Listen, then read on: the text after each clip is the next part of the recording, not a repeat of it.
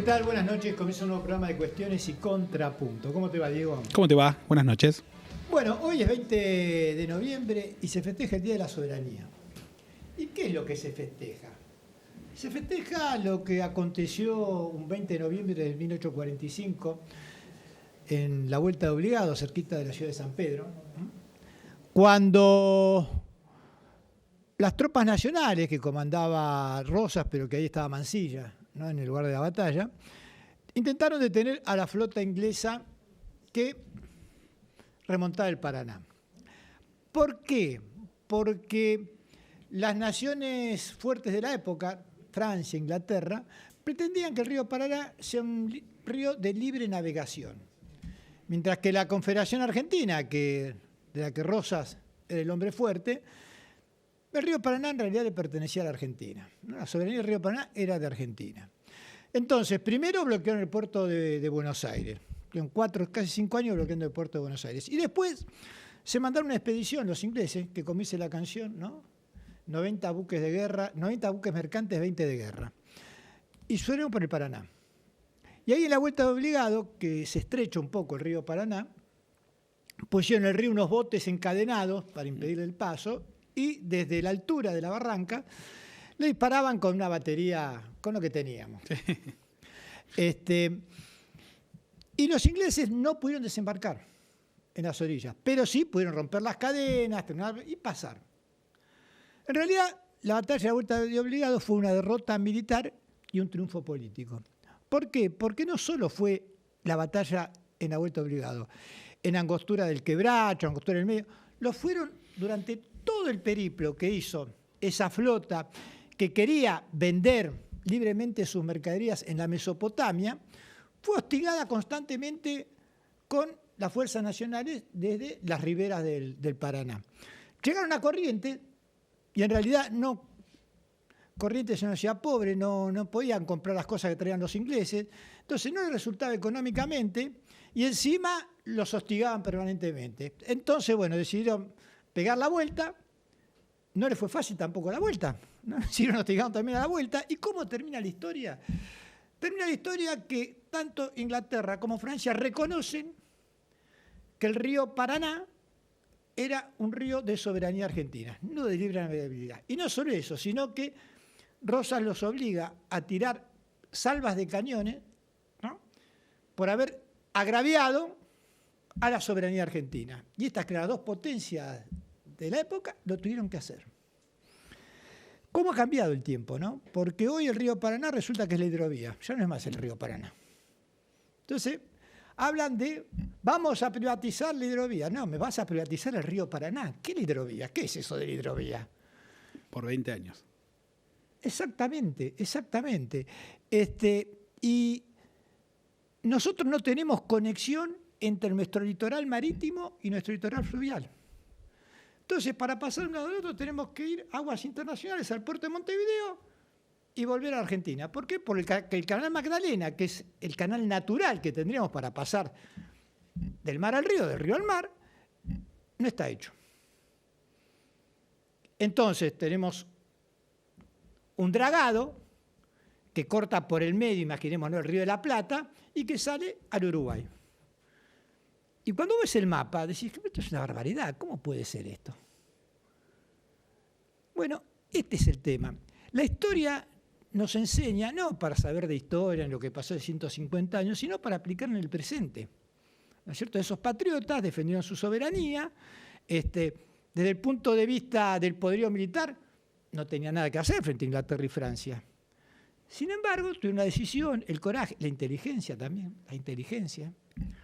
porque Rosas hábilmente jugó detrás de las líneas enemigas. ¿Qué significa esto? Rosas financió a un diario opositor en Francia y un diario opositor en Inglaterra a los gobiernos de ese momento.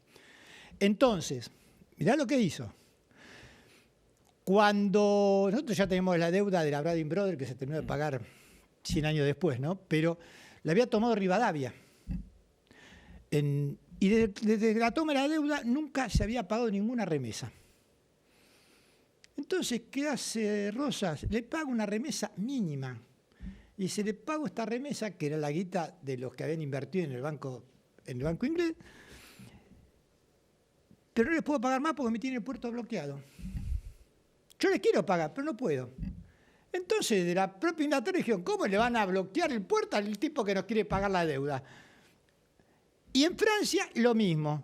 Financió a el partido opositor, el día del partido opositor. O sea, no fue solo una cuestión de coraje, sino que fue una cuestión de inteligencia también aplicada a una decisión, el de ser soberano. Si vos tenés la decisión de ser soberano, lo vas a hacer, con las herramientas que tengas. Ahora, si no la tenés, y siempre vas a decir, bueno, hoy no se puede, seré soberano el día de mañana, qué sé yo cuándo. Y creo que esto es aplicable a hoy en día cuando vemos que graciosamente nos esquilman nuestros recursos, le decimos, vengan, es todo de ustedes, muchachos, llévenselo sin ningún problema. Le hacemos el rigui, con el verso de la inversión. Cuando todos sabemos que en materia de la minería, en materia de energía, iban a venir a invertir porque les convenía a ellos más allá del rigui. Y que con el rigui hasta ahora no ha venido ninguna inversión por fuera de las energéticas. Y todas nacionales, las que hay hasta el momento.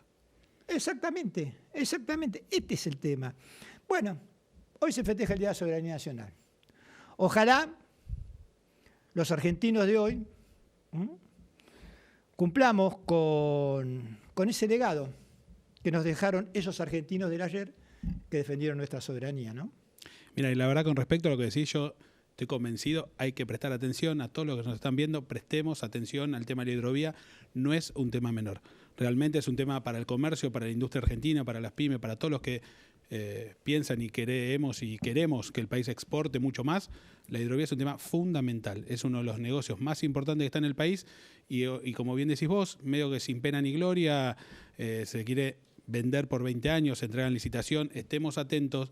No va a ser un tema a futuro muy complejo para Argentina, lo necesitamos, la hidrovía es la autopista de todas las exportaciones argentinas, entonces no es un tema menor. Tenemos que estar atentos a esto que está pasando, que de un momento para el otro pareciera que por 20 años se va a licitar y se le va a entregar a una empresa extranjera.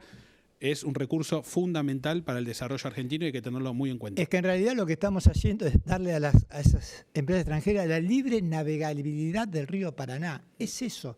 Y no es solo lo que, bueno, sacamos las hojas. Lo que entra, no sabemos tampoco lo que entra ni lo que sale, porque los puertos también son privados.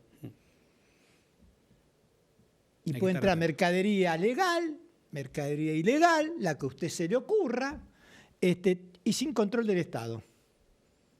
Y sin control del Estado, ¿no? Porque yo quiero saber, más allá de alguna avioneta que pueden detectar, por dónde entra la droga en la Argentina. ¿Qué sé yo? La gran cantidad. ¿Por dónde está entrando? Y la verdad me llama la atención que por ahí nosotros estamos en un canal de cable tratando de contar una parte de la historia, que no sabemos si es la verdad o una parte de la verdad, pero me llama la atención, la verdad, que este tema no esté en todos los medios. No. La verdad que es un tema fundamental para Argentina, para el futuro argentino y medio que pasa sin pena ni gloria. La verdad que es bastante extraño que eso pase, ¿no? A nadie le importa. ¿No te llama la atención? A nadie le importa. Y lo que sí salió esta semana fueron, bueno, las fuerzas del cielo, ¿no? El brazo armado de Milei, ¿no? Ahí lo vimos en un teatro, con las banderas colgadas al estilo fascista de Mussolini y de Hitler. ¿No se acordará eso? ¿No? Toda esa escenografía, ¿no? Toda esa puesta en escena no tiene que ver con lo nuevo ni lo moderno, tiene que ver con lo que ya pasó hace 80 años atrás. Por supuesto que estas SS de cabotaje, no vamos a terminar con una Segunda Guerra Mundial, no vamos a salir a invadir a los países vecinos ni nada por el estilo. Pero sí me preocupa que la clase dirigente argentina no vea esto con preocupación. Que cuando hablo de los dirigentes no me refiero solo a los políticos, a los dirigentes sindicales, a los dirigentes empresarios, a todos. Porque la semana pasada el presidente se dio el tupé en una charla que dio, de decir no me gusta que esté ese señor y yo no voy a dar la charla si está Kachanowski, que no quería que esté. Y los demás le dijeron a Kachanowski retírese para que el presidente hable. O sea, aplauden como gansos cosas que no deberíamos permitir. Porque con Hitler pasó exactamente lo mismo. Lo tomaban en joda en el 33 en Alemania. Los poderes alemanes decían, dejemos a este loquito que la industria está floreciendo, tenemos para vender, va a traer la forma de levantar a Alemania. Sí, dice algunas cosas de los judíos, pero no lo va a hacer. Eso es lo que pensaba, no lo va a hacer. Y yo recuerdo que el año pasado, antes de votar a Milei, mucha gente decía, sí, pero no va a hacer lo que dice, no va a poder hacer lo que dice. Lo voto porque estoy podrido del kirchnerismo, lo de Macri fue un fracaso, entonces lo voto a Milei, pero total, lo que dice que va a hacer, no lo va a hacer. Bueno, el loquito está haciendo muchas de las cosas que dijo que iba a hacer, y las está haciendo, y se las estamos permitiendo algunas cosas. Y se la permite esa clase dirigente que no le pone coto. Y no sé en qué puede terminar esto, te digo sinceramente, porque siempre la violencia arranca de lo verbal para después terminar en lo real. No nos olvidemos que hace 2 años le dispararon en la cabeza a Cristina Kirchner. Entonces, con esto de que la chorra, ponerle el cajón y el último clavo en el cajón del kirchnerismo, quiero verla muerta, todo eso arranca así y después termina con algún loco diciendo, bueno, será así, qué sé yo. Creo que tenemos que tener cuidado en eso. Y finalmente hoy fracasó la sesión por la ficha limpia. Faltó uno. Sí. Por ahí la semana que viene se reúne y lo logra. De todas maneras es un proyecto bastante raro de ficha limpia, porque es una ficha limpia que ¿quién puede estar en contra de que haya ficha limpia? A priori nadie. Obvio. Ahora, ficha limpia es para todo. No, es ficha limpia para actos de corrupción. O sea que si yo soy un violador, puedo presentarme, no hay problema. Ahí no necesito ficha limpia. O sea que parece una ficha limpia a medida de lo que pasó hace una semana cuando condenaron en segunda instancia a Cristina Fernández de Kirchner. La condena no está firme porque hay que ir todavía a la Corte Suprema, pero parece ser a medida de Cristina. De todas maneras, hay que recordar que las leyes no son para atrás. O sea, la ficha limpia es de acá en adelante, no hacia atrás. No, y esperemos, como decís vos, que sea una ficha limpia para todos los temas de violación, robo, estafa, bueno, todas las cosas que pasan, no. Que me parece bien. Que obviamente, si uno va a elegir, es como cuando uno va a elegir un colaborador, un empleado de una empresa, se fija que no haya hecho ningún delito, no solamente que no lo robó una empresa. Si es un violador, si es un delincuente, uno no lo toma. Así que creo que lo mismo quisiéramos para nuestros representantes, ¿no? Exacto, sí. Y aparte otra cosa, vos fijate que hoy estaba escuchando en la sesión fallida, pero que se sesionó en minoría, que una diputada decía que el problema de los pobres en la Argentina era por la corrupción. Por supuesto que la corrupción es un problema. Pero vos sabés que en los países, como le gustan a ellos, de primer mundo, son más los tipos que van en cana por estafar al Estado, por no pagar sus impuestos, que por los hechos de corrupción. Y no es que no haya corruptos en esos países, sino que para esos estados es mucho más importante, fíjate vos, el tipo que no paga sus impuestos. Porque eso es mucho más plata que es el tema de corrupción. Cuando vos en un país tenés más presos por evadir al Estado que por corruptos, es un país poderoso. En los países tercermundistas van más en cana los corruptos que los que evaden impuestos. Y esta es una medida que vos fíjate, es en todos lados así. Entonces, acá tendríamos que tratar de ver de qué manera ponemos en caja a los que evaden al Estado. Y, por supuesto, no permitir la corrupción. Pero para que haya un corrupto tiene que haber alguien que corrompe también. O sea, hay dos líneas en todo esto, ¿no es cierto? Pero bueno, es lo que hay, es lo que estamos, en una semana donde el gobierno sigue envalentonado, ¿no? Más allá que tuvo que firmar en el G20 cosas que decían que no iba a firmar, pero lo hacemos en disidencia. Pero firmaste, hermano, y ahí en ningún lugar dice firmo en disidencia. Firmaste. O sea, dice una cosa, hace otra. Y en muchos casos vamos a ver así, que Milei dice una cosa, hace otra. Cacarea por un lado y los huevos lo pone en otro. Pasa con los chinos, pasa con Lula. Ahora le vamos a preguntar a nuestro invitado si la justo está pagando la casta o los trabajadores. ¿Qué te parece? Me parece que por eso dice una cosa y hace otra. Hoy tenemos dos invitados, ¿no? Sí. Tenemos por un lado un dirigente y amigo de la casa, ¿no? Dirigente gremial, el Pollo Sobrero. Y tenemos también al presidente de la Cámara de Comercio e Industria de 3 de febrero, ¿no? Adrián Sassone. Así que vamos a una pequeña tanda y al regreso estamos con el primer invitado de hoy, que es el Pollo Sobrero. Ahí estamos.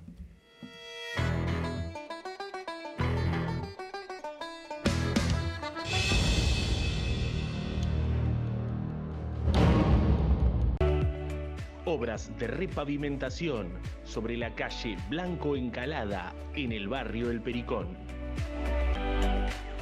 Gobierno del Pueblo de Merlo. Gustavo Menéndez, intendente.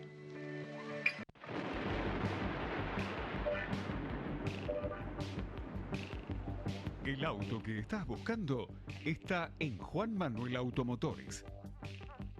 En su única dirección, Colectora General Paz 325, Devoto, Lado Provincia. Vení, tu nueva unidad te está esperando.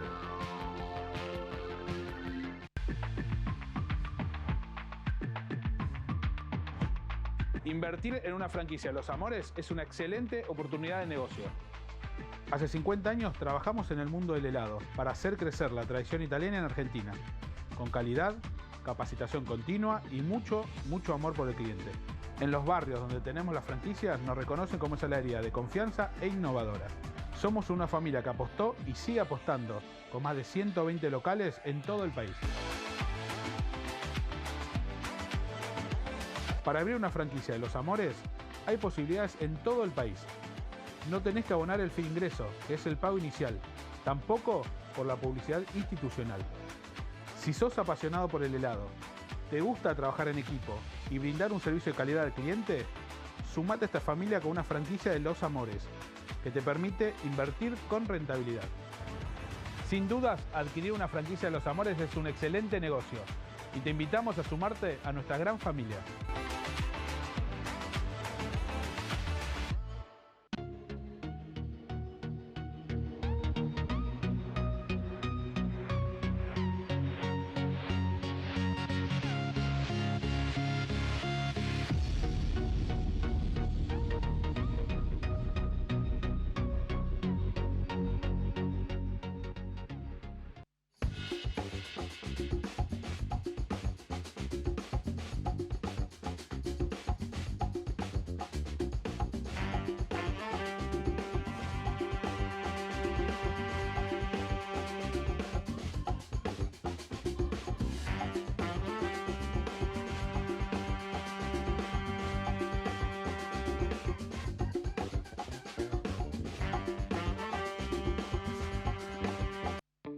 Seguinos en nuestras redes sociales y entérate de todas las actividades legislativas.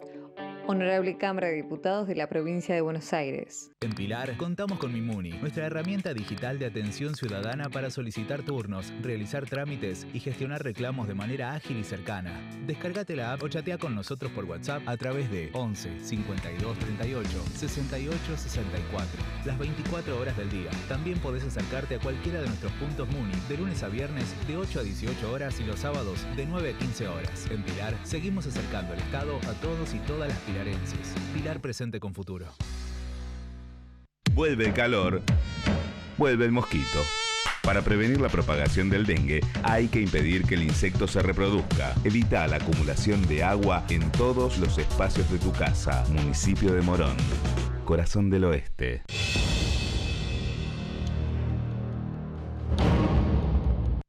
Y continuamos aquí en Cuestiones y Contrapuntos y antes de ir a nuestro primer invitado de hoy, un consejo. OSDEPIN es la obra social de monotributistas, empresarios y profesionales. Cuenta con más de 50 años de trayectoria, más de 400.000 afiliados, más de 20 sucursales en todo el país y centros médicos propios en la Ciudad Autónoma de Buenos Aires, Gran Buenos Aires e interior. OSDEPIN es una de las obras sociales más elegidas del país por ofrecer una cobertura médica de calidad a precio accesible y la más amplia experiencia en el cuidado de la salud. OSDEPIN es tu obra social. Y ahora sí, vamos a nuestro primer invitado de hoy, Rubén El Pollo Sobrero, amigo de la casa. Gracias por estar acá, Pollo. Vimos que estos días estabas sacando un informe sobre la posible privatización de los servicios ferroviarios, ¿no? Obviamente estás en contra de esa privatización. ¿Por qué? Único sindicato en contra. ¿Por qué estás en contra? Porque nosotros, lo peor que nos puede pasar es no tener memoria. Y fue ayer nomás que tuvimos la masacre de 11 con una empresa privada. Bueno, ¿para qué te van a solucionar el problema de audio? Hay un problema de audio, no quieren escuchar tú. Evidentemente, tus razones no quieren ser escuchadas. En varios lados, acá también. Pero ya lo vamos a solucionar. ¿Por qué no pasamos, mientras tanto, un video que sacó el Pollo? Así nos va explicando el por qué está en contra de la privatización. Si lo tiene a mano. Privatizar la empresa estatal Belgrano Cargas y Logística Sociedad Anónima. Mi ley dice que los ferrocarriles en manos del Estado dan pérdidas y andan mal, y que tienen que ser privados para que anden bien. Los ferroviarios te queremos contar 5 razones que rebaten esa mentira. Va la primera. La masacre de 11 se cobró 52 víctimas y más de 800... Ahí decía en el informe que la primera razón es que la privatización es muerte. Claro. A ver, nosotros hicimos una experiencia, tuvimos 10 años de privatizadas, que vos tenés hoy en día el 70% de los trenes son privados y el 30% es estatal. Lo que es estatal se tuvo que volver a ser estatal, que era privado, por una sencilla razón: masacre de 11, trenes de cartón, te acordarás los trenes de Taselli que no tenían ventanas, choques en Castelar, en Aedo, en Temperley. En 10 años de privatizada tuvimos más accidentes que en 100 años de historia ferroviaria. Primer punto. Para nosotros la seguridad es fundamental. Y los privados no te la garantizan. El tema del sistema ferroviario es muy serio como para que esté en manos privadas. Vos me estás diciendo que los privados no invierten un mango. No, pero inclusive vamos hoy. Si vos te pones en la página de... Porque ahí Adorni dice todo lo privado es mejor que lo estatal, ¿no? Si vos te metes en la página web de la Secretaría de Transporte, que no son trotskistas, ¿no? Es de este gobierno, planteo que el año pasado, en un año, en 365 días, en la carga, tuviste 435 descarrilos. Un descarrilo y un tercio por día. Que quien paga esos descarrilos, porque también uno se pregunta, ¿no? Un descarrilo sale entre 1 millón y 5 millones de dólares. ¿Sabes quién lo paga? Vos. El Estado. Claro, a través de Nación Seguros. Entonces vos vas por el interior del país, ves un montón de máquinas tiradas, vagones tirados, porque si total lo con el seguro. Entonces, aparte, la privatización de la carga significó pasar del 40% de lo que se transportaba en trenes por vagones, por trenes de carga, es decir, todo lo que se transportaba en el país, el 40% correspondía a trenes, pasaste a tener solamente el 2,5%. ¿Por qué? Porque cada una de las empresas que se quedó con cada uno de los ramales ferroviarios pertenece a una de las empresas que tienen más, que son exportadoras de grano. Por ejemplo, tenés Aceitera Deza, que tiene todo el norte del país, tenés Camargo Correa, tenés Techín. ¿Y cómo no fue con esas empresas? Porque esto es importante. Las adendas decían que los ferrocarriles de carga, que es el único sector rentable del ferrocarril que deja ganancias, tenían que, dentro de sus responsabilidades, hacerse cargo de la vía. El Estado tuvo que intervenir después de 30 años y arreglar 7.000 kilómetros de vía, poniendo la plata nosotros, el Estado. ¿Por qué? Porque los privados te rompieron todavía y no te arreglaron nada. Por ejemplo, Bahía Blanca. Bahía Blanca no tiene trenes. ¿Por qué no tiene trenes? Porque Techín te rompió toda la vía y no quiere arreglar la vía. Entonces vos no tenés trenes pasajeros. Entonces, ¿eso es bueno? No, eso es un desastre. Te hago una pregunta que dijiste, somos el único gremio. ¿Los demás gremios o se olvidaron del pasado o creen que el futuro esto no va a pasar? No, lo cambiaron por el 10% de las acciones. Así, lisa y llanamente. Sí, pero aparte te lo dicen. El acuerdo del Belgrano Carga, para que se entiendan lo que es Belgrano Carga. Belgrano Carga es un ferrocarril que atraviesa 17 provincias, 4 puertos. Todo el norte, todo lo que es el NOA, el NEA, todo lo que tiene que ver con el litio, las salidas rápido a puerto, son todas por el Belgrano Carga. Entre la hidrovía y el Belgrano Carga tenemos un poco casi el corazón del país. Que casualmente es donde el Estado arregló todas las vías. Casualmente. ¿El acuerdo cuál es? Que te lo voy adelantando, esto va a suceder en mayo, junio, por ahí. La carga el 90% para los chinos y el 10% para la Unión Ferroviaria. No para el gremio, no para los trabajadores, para los directivos de la Unión Ferroviaria. Entonces, este es un gobierno que tiene los mismos métodos que tenían otros. ¿Viste cuando hablan de la nueva política, todo eso?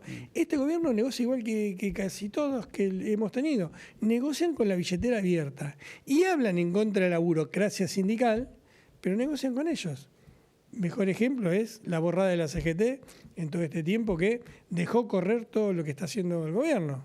Porque vamos a ser claros, 2 paros nacionales que fueron exitosos, movilizaciones que fueron exitosas, y de golpe y porrazo se sentaron a discutir. ¿Qué le dijo el gobierno?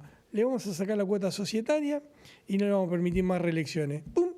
Todos fueron y se sentaron con el gobierno. Entonces, nosotros tenemos un gran problema en la República Argentina, que tenemos un gobierno que no puede estar gobernando, pero solamente gobierna porque hay muchos que lo sostienen.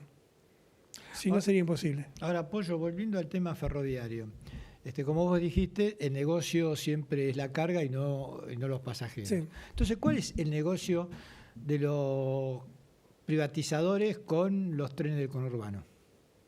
¿De pasajeros? Sí. No, pero ahí no van a una privatización, van a una concesión o lo que plantea el Grupo Romero. ¿Concesión qué es? Te dan para que terciarices el servicio y el Estado le paga al privado para que lo concesione. Lo que plantea Romero es, dame las tierras por 99 años del ferrocarril y yo me quedo con el ferrocarril. Que es el gran negocio. Y claro. Y 3.000-4.000 empleados menos, eso es lo que yo le he 8.000 empleados menos. Para que ustedes se den cuenta, cuando Perón nacionalizó los ferrocarriles, que muchos decían, estás comprando chatarra vieja. No eran chatarra vieja. Pero no eran chatarra vieja, pero lo más importante eran las tierras aledañas a las vías del ferrocarril que pasaban a pertenecer al Estado. Y que antes la tenían. Te lo voy a decir yo que vos sos peronista y entonces vos tenés un corazón y yo no soy peronista. Lo que hizo Perón, vos podés discutir si el precio era excesivamente caro o no. Eso es algo que está hoy en día en discusión. Pero ese no era el problema. El problema es que vos tomabas el control de la red ferroviaria, una de las más grandes de Latinoamérica, y que empezabas a tener uno de los resortes de la economía que abarataban los costos de los fletes operativos de una forma tal que le daban al país un beneficio que no tenía. Lo que hizo Perón con nacionalizar los ferrocarriles fue yo creo que eso y el plan quinquenal fueron 2 de las medidas que fueron coherentes. Y el IAPI. Y que nosotros obviamente respaldamos, siendo militantes de izquierda. Pero la discusión no es si eran caros o eran baratos o eran no eran fierro viejo. Vos no te olvides que acá se construían locomotoras en el año 45 en Tafí Viejo. Vos acá construías rieles con Somisa. Vos acá construías todo. Todo eso hoy no existe más. Que otro gobierno peronista, ya sé, vos vas a decir Menem no fue peronista, pero otro gobierno peronista nos llevó para atrás 100 años, que fue entregar el sistema ferroviario. Pero el tema del sistema ferroviario, como es Aerolíneas, como son las empresas de bandera, que son nuestras empresas, a la cual tenemos que amar y defender, porque son ese es nuestro patrimonio. Hay que defenderla. Porque, ¿cuál es el rol que tiene que cumplir una empresa del Estado? Una empresa del Estado tiene que dejar ganancias. Si da pérdida hay que cerrarla. Bueno, cerremos entonces el ejército. Si el ejército deja pérdida, la policía también deja pérdida. ¿Vos cerrarías el ejército? ¿Cerrarías la policía? Y no. ¿Por qué vas a cerrar algo que cumple una función social? Porque lo más importante de Aerolínea, del ferrocarril, que brindan un servicio donde no dejan ganancia. Porque si no es fácil, mira, nosotros agarramos el boleto de Moreno a 11, sale 2.500 pesos. Te cobramos el boleto de 1.500 pesos. Y si no lo tenés, el flaco andate a pata. ¿Por qué? Porque yo tengo que hacer ganancia. Y los lugares que no son rentables los cierro. Y dejamos a un montón de argentinos sin conectividad. Ese no es el país que nosotros queremos. ¿Están saltando mucho los molinetes? Y obvio. Nosotros en el Sarmiento miramos para otro lado. No hace falta cerrar los molinetes. Pero tenemos un problema. Que el problema no es que sube el boleto y que el boleto es caro, porque el boleto de un tren sale más barato que un alfajor de chocolate. El problema es que están muy, muy baratos los salarios. Entonces vos, por más que aumentes algo muy pequeño, en la Incide economía de una familia, te produce un agujero grande. Pollo, por eso te quería preguntar, que lo decía anteriormente.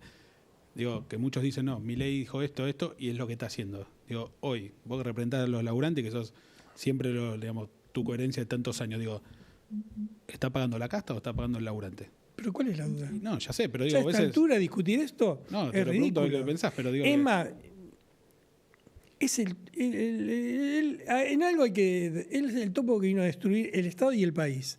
Porque, por ejemplo, vos viste que cacareó en la época de las elecciones, a Aerolíneas se lo dio a los trabajadores. ¿Por qué no nos dan los ferrocarriles a nosotros? Nosotros sí lo agarramos. Eso sí, dame la carga. Nosotros si nos dan la carga, podemos financiar al pasajero y podemos hacer que la gente viaje gratis. Yo te lo digo, pongo la cara porque hicimos un estudio.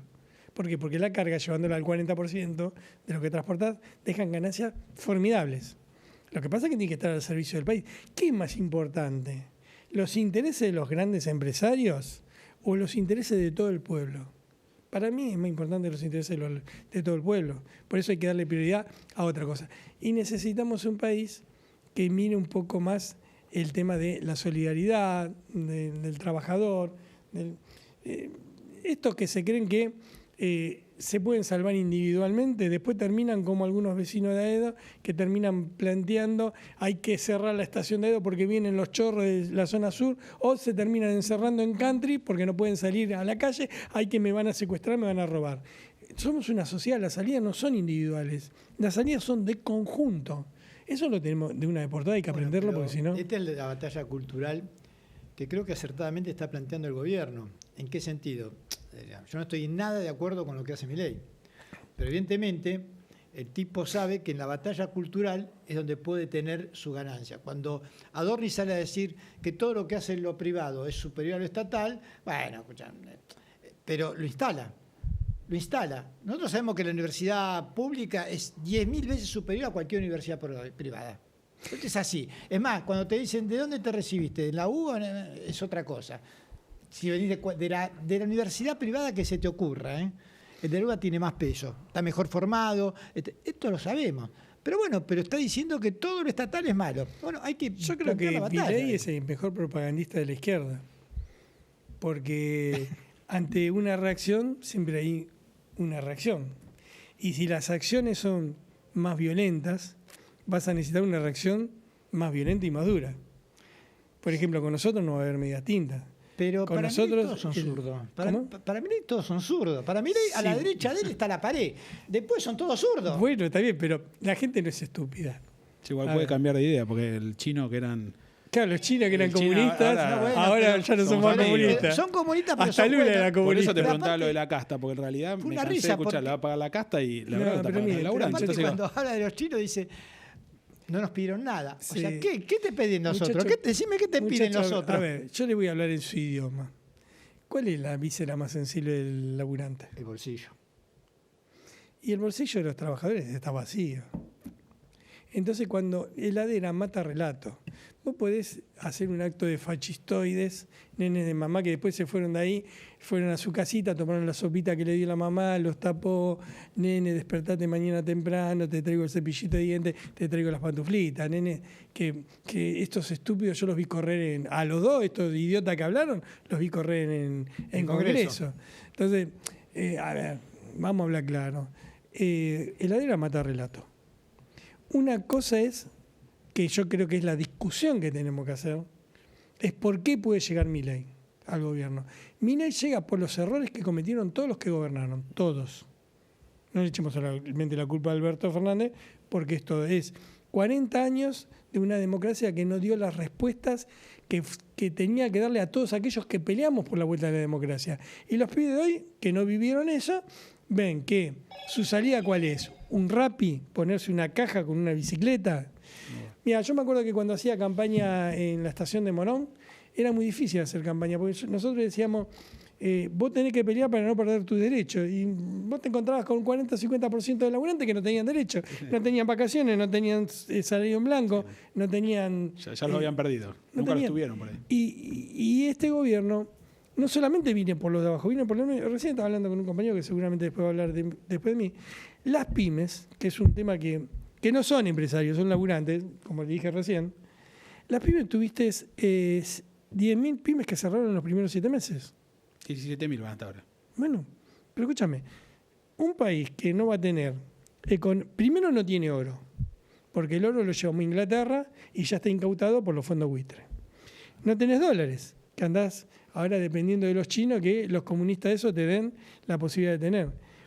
No tenés empresas, porque el 85% de las empresas en el país son pymes y te la están cerrando todas. Ya vino mal con Alberto, vino mal con la pandemia, vino mal con Macri. Es decir, es el sector que está más golpeado de todo eso. Pero tenemos la libertad, pollo. ¿Qué libertad? Si salís a protestar y te cagan a palo. Anda a preguntarle a los jubilados cómo lo cagan a palo. Te cagan a palo y después van y te festejan con un asado. Porque aparte son perversos. Son perversos. Yo lo único que me queda a mí de esperanza es que yo estoy recorriendo el país construyendo una corriente sindical que se llama Luchar. Yo veo que hay posibilidades, y no solo hay posibilidades, la gente quiere salir a pelear. Tenemos un problema que se llama CGT, que la verdad no está a la altura de las circunstancias. Porque la verdad, ese malestar que hay entre el movimiento obrero se ve claramente cuando, por ejemplo, todos los gremios del ferrocarril se pronunciaron a favor de las privatizaciones. ¿Cuándo pasó eso en la historia? Ni Pedraza, que lo hizo, salió a decir estoy a favor de las privatizaciones. Vos tenés a Sacia que te dice, a mí no me consta que hayan despedidos. Tuviste 1.388 despedidos en el sistema ferroviario. ¿Y no sabés que hubo despedidos? Te están cerrando, te cerraron Peguajó, ahora te cierran Chaco, Salta, te despiden a los compañeros por WhatsApp. Ni siquiera mandan telegrama por WhatsApp. Vos a eso como gremio no reaccionás. Y claro que hay en el movimiento obrero un sector que está golpeado porque dice, chico, ¿con qué salimos? Y entonces mucha gente, ¿qué hace? Hace lo mismo que pasó en los 90, agarra retiro voluntario. Y yo le digo, muchacho, no agarra retiro voluntario porque dentro de 6 meses me vas a estar golpeando la puerta. Porque lo que vos recibís hoy, la plata no tiene valor. Entonces vos recibís 5 o 6 palos que decís, che, me llevé 5 o 6 palos. ¿Y qué te alcanza 5 o 6 palos? En 5 meses te la comiste, flaco. Entonces, la salida es por izquierda. Sí, antes la salida eran los parripollos. Dijiste que sí, muy bien.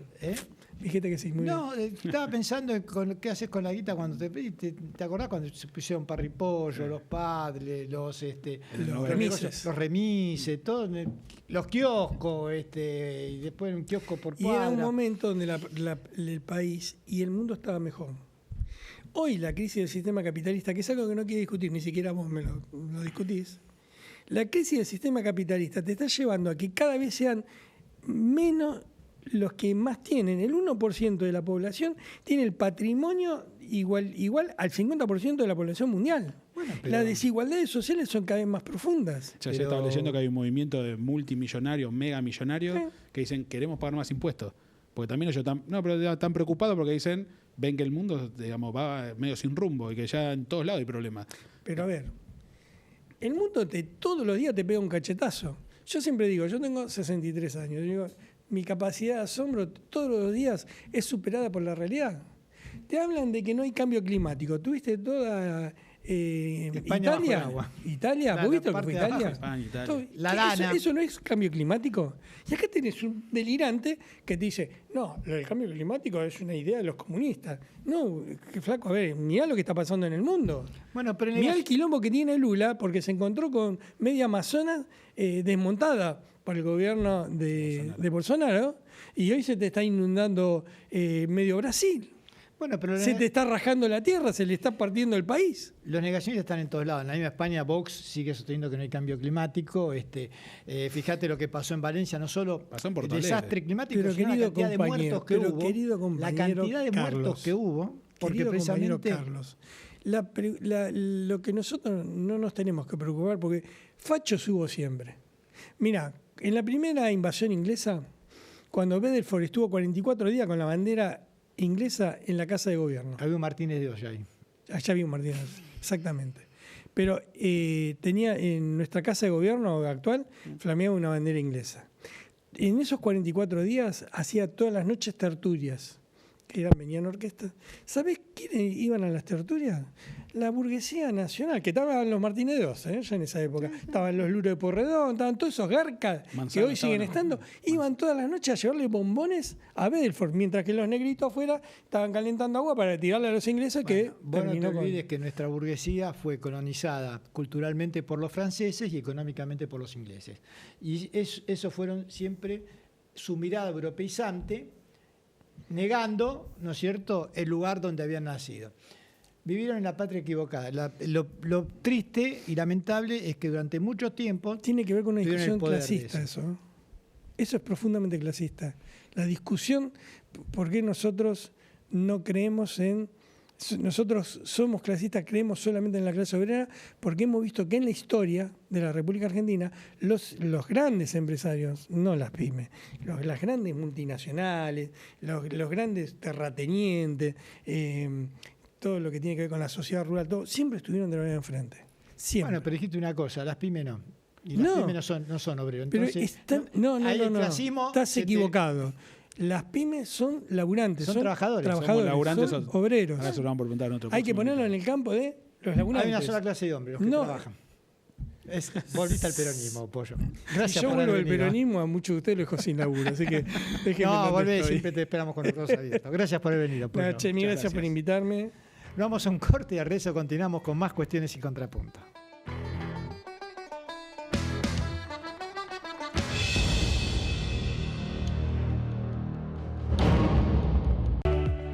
Obras de repavimentación sobre la calle Blanco Encalada en el barrio El Pericón.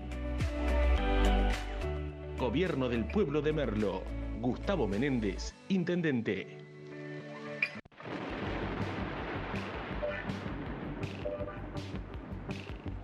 El auto que estás buscando está en Juan Manuel Automotores. En su única dirección, Colectora General Paz 325, Devoto, Lado Provincia. Vení, tu nueva unidad te está esperando.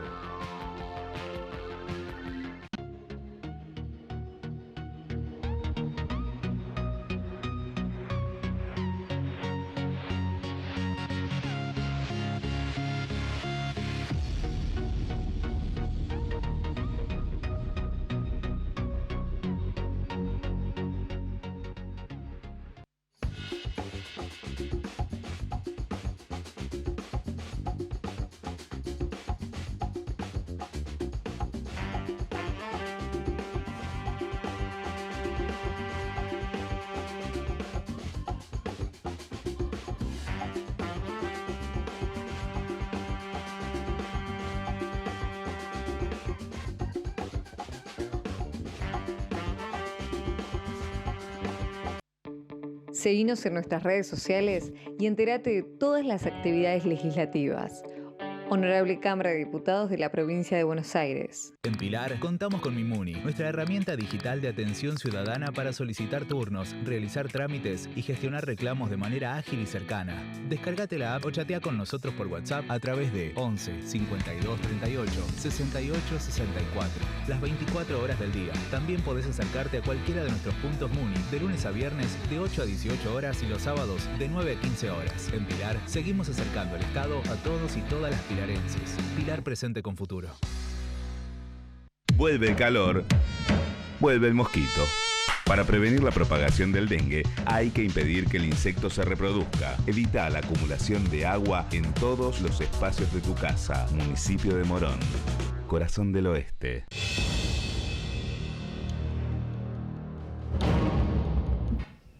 Y continuamos en ¿Qué hay en Cuestiones y Contrapunto? Y antes de ir a nuestro segundo invitado de hoy, vamos a una pequeña recorrida por el municipio de Merlo, donde ayer comenzaron los trabajos para inaugurar la inauguración de la escuela número 39, una obra muy importante que estaban esperando en el distrito de Merlo y que está financiando la provincia de Buenos Aires. Esto es lo que decía el intendente Gustavo Menéndez.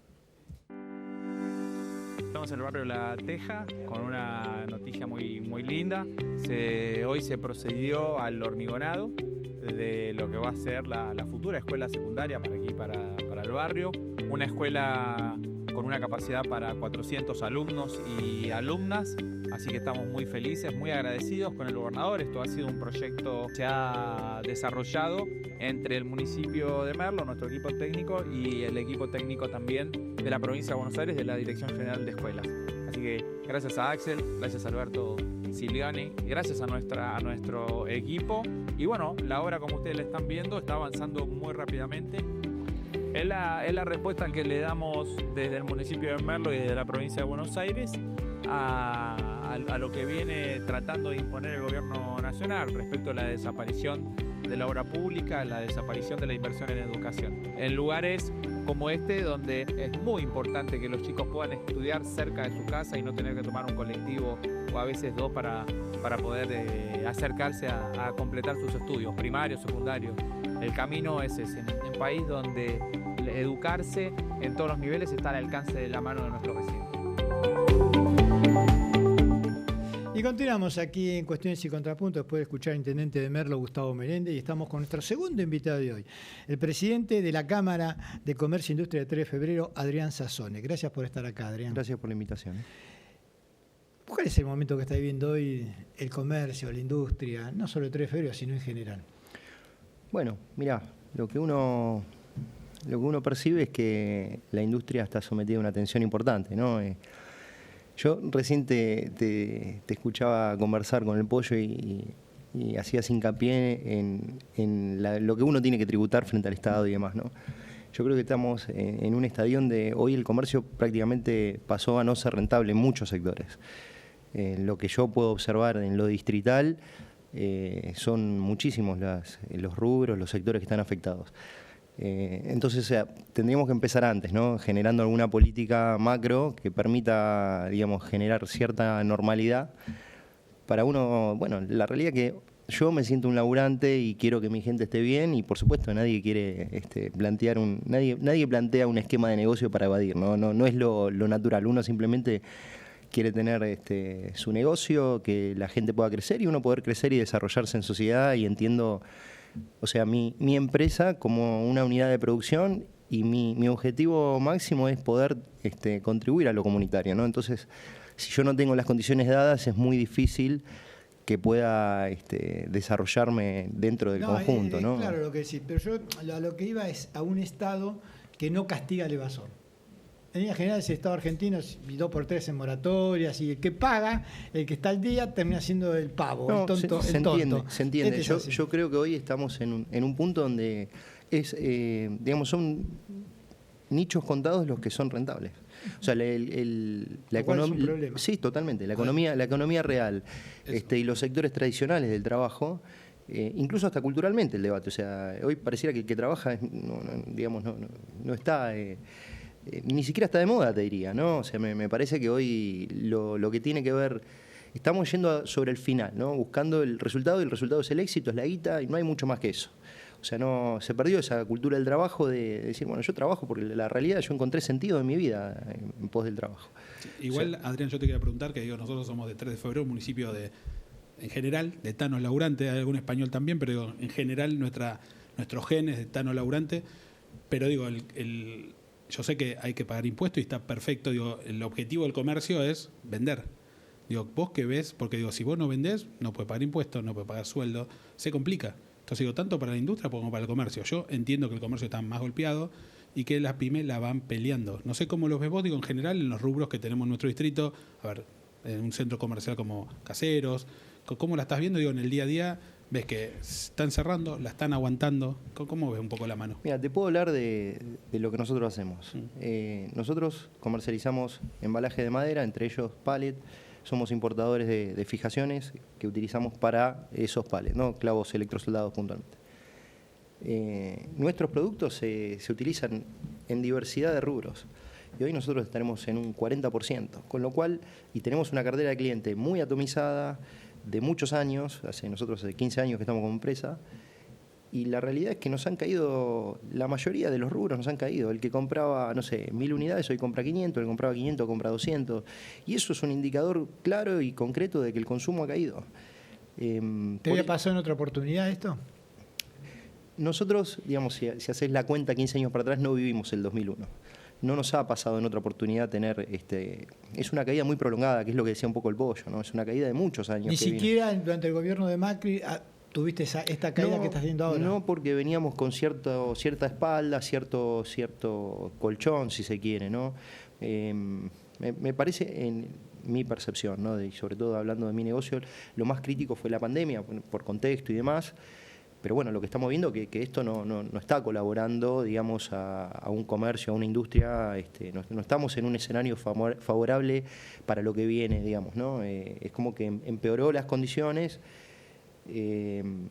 Bueno, la realidad que el escenario es, en principio nos conformamos y aparentemente ha parado de caer la economía, pero bueno, qué sé yo, la realidad que en la economía real no se percibe lo mismo. Bueno, eso es un poco lo que el otro día hablamos, obviamente, de un mundo paralelo, que es el mundo de la finanza, todo bien, pero bueno, lamentablemente nosotros no formamos parte de eso. Y yo por eso te quería preguntar también, como presidente de la Cámara de Comercio e Industria, ¿qué acciones están haciendo? ¿Se están reuniendo los industriales, los comerciantes? ¿Se reúnen para ver cómo poder seguir adelante, ¿no? Porque la realidad es que cada comercio pyme, por chiquito que sea, tiene 4, 5, 10 empleados. Entonces estamos hablando de un montón de gente que depende de cada de los comercios pyme, de un primer cordón conurbano laburante como este de febrero. Sí, yo creo que ahí también hay algo nosotros que tendríamos que revisar, porque que también lo hablábamos fuera del aire, ¿no? O sea, nos reunimos por ahí en estas coyunturas que son críticas, ¿no? Pero nosotros tendríamos que tener ese ejercicio de reunirnos. Sí, desde la Cámara nosotros promovemos la conectividad, tratamos de generar espacios, seminarios, capacitaciones. La realidad que me parece que nosotros tendríamos que tener esa cultura y esa tradición de industria fuerte, de estar próximos al otro. No sé si eso se ha logrado, o sea, creo que es parte de mi labor tratar de conectarnos como pymes, estar cerca del laburante. Muchas veces, bueno, yo participo de algunos grupos de WhatsApp, y muchas veces hay soluciones que son prácticas que en la cotidianidad de la industria resuelven un montón de problemas. Sí, y también tendrían que, digamos, reunirse y hacer política, no partidaria, pero sí política en cuanto, bueno, una política de productividad, una política que apoye, digamos, a las pymes, al crecimiento. Políticas industriales, ¿cierto? Que obviamente son necesarias desde todos los niveles del Estado, ¿no? Tanto nacionales, provinciales y municipales, pero digo también que los industriales, digamos, estén al frente de esas políticas, ¿no? Porque en realidad, ¿quién va a entender más de la industria que un pyme que va al banco, que se pelea con el gremio, que se va a comprar, la ferretería? Y que tiene que pagar sueldo. Por eso creemos que esos lugares, como la Unión Industrial, como la Cámara de Comercio e Industria, son lugares fundamentales para escuchar un poco qué está pasando en la realidad, ¿no? En el mundo virtual. Por eso es importante saber cómo la ves vos y qué estás viendo y a ver cuánto pueden aguantar. Porque la verdad que se está haciendo larga la espera. Sí, a ver, son varios temas, me parece. En relación a la participación que deberíamos tener, yo creo que vuelvo a hacer autocrítica y de mi parte. O sea, tengamos en cuenta que todo aquel industrial que participa de una cámara lo hace con el tiempo que le sobra después de atender su negocio. O sea, ya llegás con lo último. Es muy difícil, entonces, y también es muy difícil que uno tenga acceso a no sé, a delimitar o a ser considerado en políticas económicas macro, que son en realidad lo que definen después que funcione o no funcione el país en su conjunto. Por eso, a ver, desde lo distrital lo único que digamos, desde mi gestión estamos tratando de generar es cierta unión de todas las gremiales empresarias que están trabajando. Tejer redes, como quien diría. Sí, que hay muchos conflictos incluso, porque las interacciones humanas son complejas, ¿no? Sí, obvio. Pero bueno, desde mi gestión es lo que estoy tratando de hacer, y creo que si tengo un objetivo es ese, y si lo alcanzo será el mayor logro que puedo llegar a tener, ¿no? Que estemos como industriales unidos. Después de ahí surgirá o no algo, pero en principio me parece que es la única posibilidad que podemos llegar a tener de ser escuchados y de tener algún tipo de impacto en lo político. La realidad que me parece que estamos muy sesgados por la coyuntura macro, ¿no? Es muy difícil que el pyme pueda acceder ahí. Las cámaras, en la medida que se van escalando en federaciones, digamos, la Unión Industrial no tiene mayoría de pymes, ¿no? Estamos de acuerdo en eso. O sea, la Unión Industrial representa a sectores digamos, de capital intensivo, que no tiene nada que ver con una primera generación industrial como puedo ser yo, o una segunda industrial como puede ser vos, Diego. Por eso la verdad que para mí es un placer y un gusto, ¿no? Que la Cámara de Comercio e Industria tenga un presidente como vos, joven, con ganas, con ímpetu, y la verdad que en un municipio como 3 de Febrero, o en todos los municipios del conurbano, donde la pyme te desgasta tanto que después es difícil dedicarle ese ratito más. Así que la verdad que está buenísimo, y la verdad que hoy necesitamos esas redes, tener un lugar de contención, un lugar de hablar, un lugar que nos escuchen para todos los niveles. La verdad que es importante poner la voz. Por eso agradecerte que estés acá y que vengas un poco a contar cuál es la realidad, porque la verdad que a veces, yo siempre lo digo cuando vengo acá, vemos el riesgo país, un montón de cosas, pero después, si no vendés, no vendés. No, aunque bajen los impuestos, si no vendés, no se vende. Que algo que tampoco está pasando, ¿no? Que bajen los impuestos. Sí. Bueno, sí, la economía real en general, la realidad no quisiera cerrar con eso, pero bueno, en principio está compleja. Y después me parece que hay una, que creo que ya lo hablamos también, está esta idea de quién es rico, si el que tiene la plata o el que tiene la producción, ¿no? Bueno, me parece que está claro en el mundo que el que tiene la producción es el que es rico, y uno tiene que tener producción para poder ser soberano después. Es así. O sea, nosotros vamos a ser libres en la medida que tengamos industria y comercios. Estamos de acuerdo. Gracias por haber venido. Gracias Adrián, por la invitación, muy amables. Y a ustedes también por habernos permitido entrar en sus hogares. Nos vemos en la próxima, miércoles 22 horas, para más cuestiones y contrapuntos. Han sido muy, pero muy amables.